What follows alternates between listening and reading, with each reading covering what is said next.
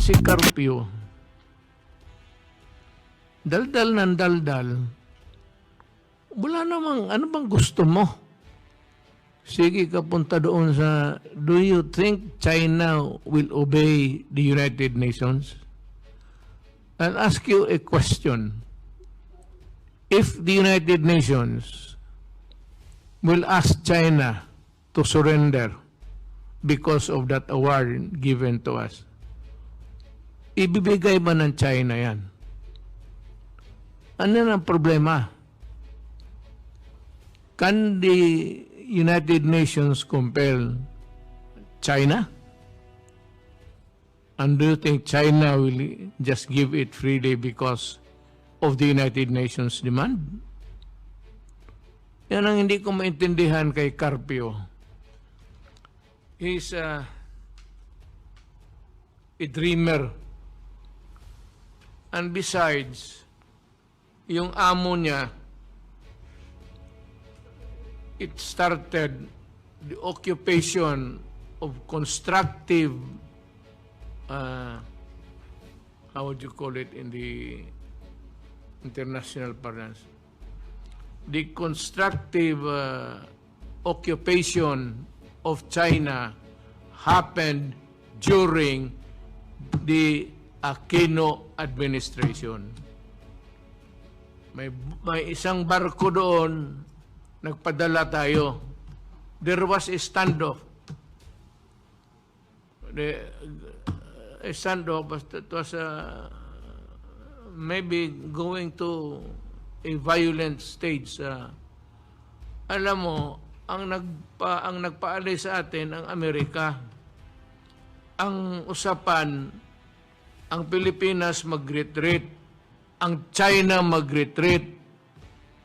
Ang ginawa ng China, hindi nag-retreat, ang Pilipinas ang nag-retreat. Ang pagador noon si Del Rosario. Yan, tandaan mo yan, CARPIO. Sige ka daldal. The constructive occupation was completed. It was a notice to the world na nung hindi sila umalis, tayo ang umalis. Ibig sabihin, amin to, kaya ka umalis. Itong si CARPIO, kung anong pinagdadaldal, si dreamer, I'll give you 100 years. You can never get something there, baski isang basong tubig sa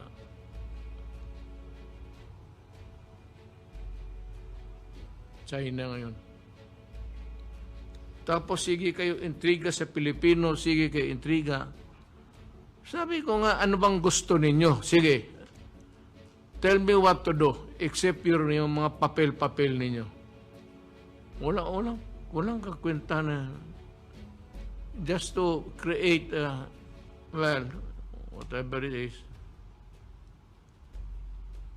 Maraming daldal. Wala ka naman talagang magawa.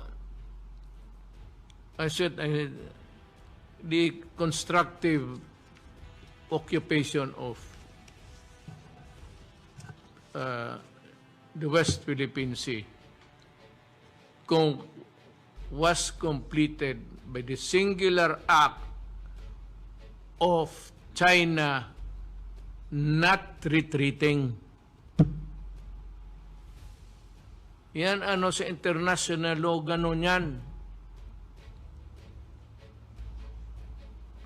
Ikaw yung umalis, ibig sabihin, hindi iyo.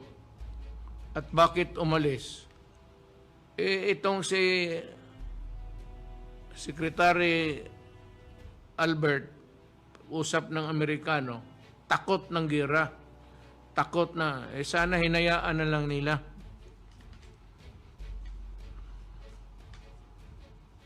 Ang totoo niyan, ayaw ko lang magyabang. Kung mangyari uli yan, ako, I'm putting China to, I do not want any quarrel. But in a situation like that, if repeated in my administration, I think there will going to be a... Taka lang, hindi ako walis.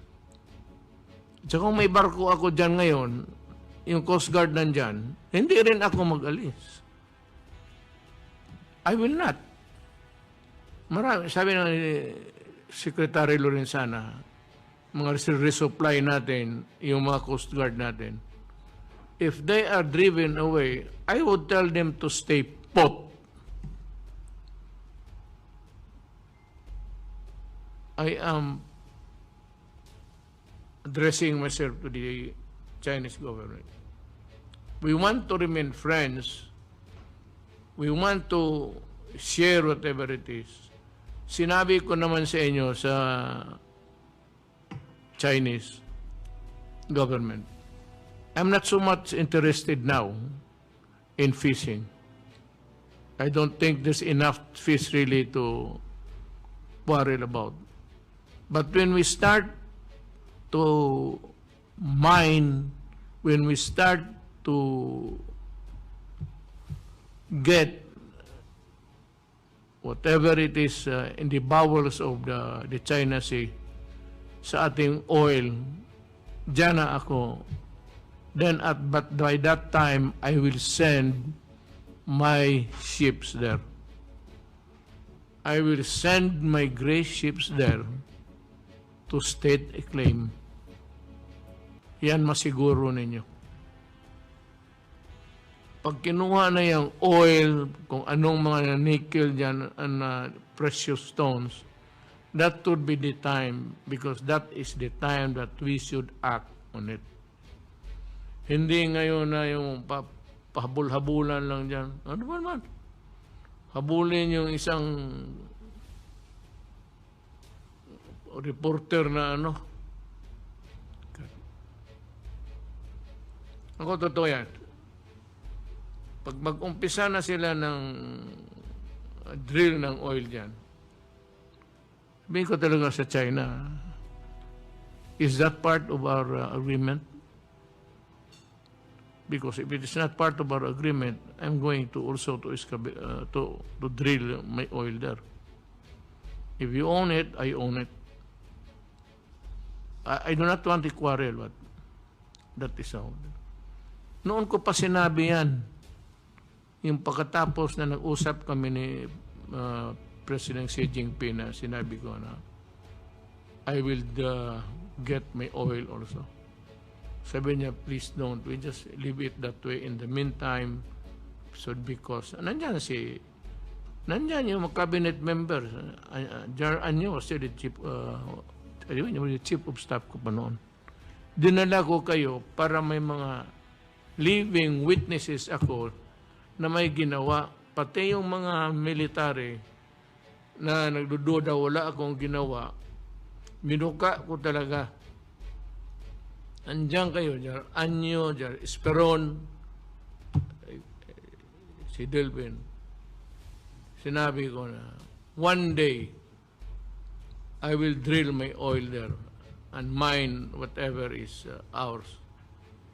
Sabi na, Secretary, si ES, nandiyan sila lahat. Sinabi ko,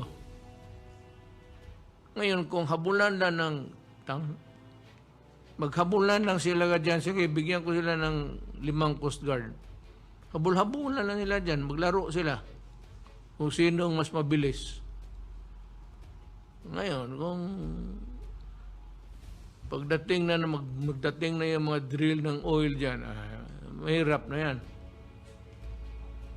Yan ang, noong ko pa sinabi yan, sasabihin ko ngayon, ulit, baka nakalimutan. Hindi nakinig si CARPIO. Yung papel-papel mo, wag mo kong isali dyan. Walang mangyari dyan. Ano, you know, the Chinese government will just give you a finger. Wala kang, hindi mo matakot yung mga yan. Because they firmly believe na kanila talaga yan. Kontra sa atin na it is also are considered opinion that it is ours. Yun. Sana maintindihan, kinig lahat. Yan si CARPIO, you just huwag ka nang sumali sa politiko, wala kang alam dyan, para kang buang mga yung grupo mo.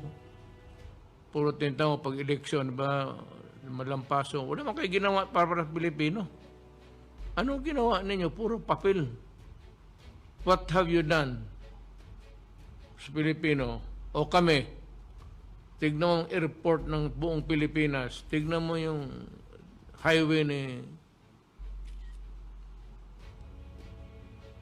tignan mo ang DLG, wala nang reklamo, wala nang corruption. DSWD, ganon. Tapos magtanong kayo, bakit military? Hindi naman lahat military. Gusto ko lang yung talagang matapang na sinusunod. Kaya ko nilagayan dyan mga military.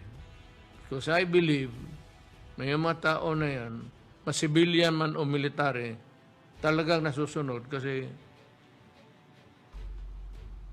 humihirit talaga. Sabi na puro military na, civilian na yan eh. Naghirap na yun, tapos na yung pagka-military nila. Ano ba naman yan? Dilpin, Lorenzana. Gaya ko, patanda na ako. You think that he would still tinker with kung ano-anong mga revolutionary government, yung revolutionary government? Kalokohan niya. What do you expect to prove? Tsaka, man, alam mo, ulitin ko ito ha. Nandito yun, yung mga military na nandoon. In a command conference, I was so talagang downhearted ako because I expected the military to perform well na walang meron doon after the command conference may pinasa si Delphine Lorenzana, Secretary na papel. Puro kabalastugan ang ginawa. Yung sinabi ko, ako nandito ako kasi pagkaakala ko makatulong ako sa bayan sa Pilipinas. Kaya ko kayo kinuha, kaya ko kayo pinatawag kasi akala ko makatulong kayo. Kasi it involved a general sa Sabi ko, alam mo, hindi talaga ako mamamatay kung hindi ako presidente. Kung tumindig lang ang Air Force Head, ang Navy, Army, pati Police, kung tumindig kayo ngayon, aalis ako pagka-mayor. Uwi ako sa ibig kong sabihin, I do not have the support of the military, and so, ganoon kasimple.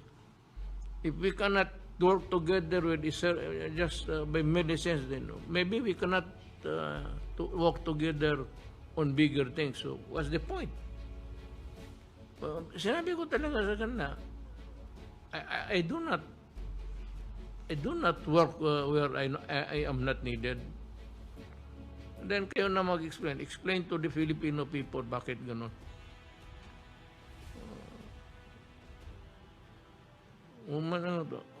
Ito mga iba mga matatanda magsusulat ng mga hindi ba kayo na hindi naman nahiya sarili ninyo. Ayaw ko na sabihin kung anong ginawa ninyo, anong ginawa ko para sa inyo. Many things that I did for the armed forces.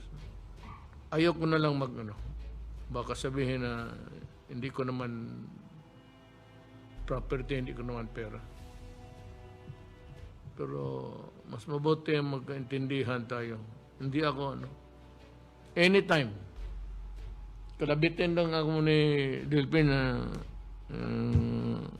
4 ayaw na, pati ako. O di sige. Maghanap tayo. Ikaw, balik ka doon sa Washington. Ang lamig-lamig doon. Alam mo, Del, buhay mo doon sa Amerika pagka ganon ang weather. Buti pa, mag-uwi ka na lang doon sa probinsya ninyo. Kalamig-lamig na walang kakwinta-kwinta.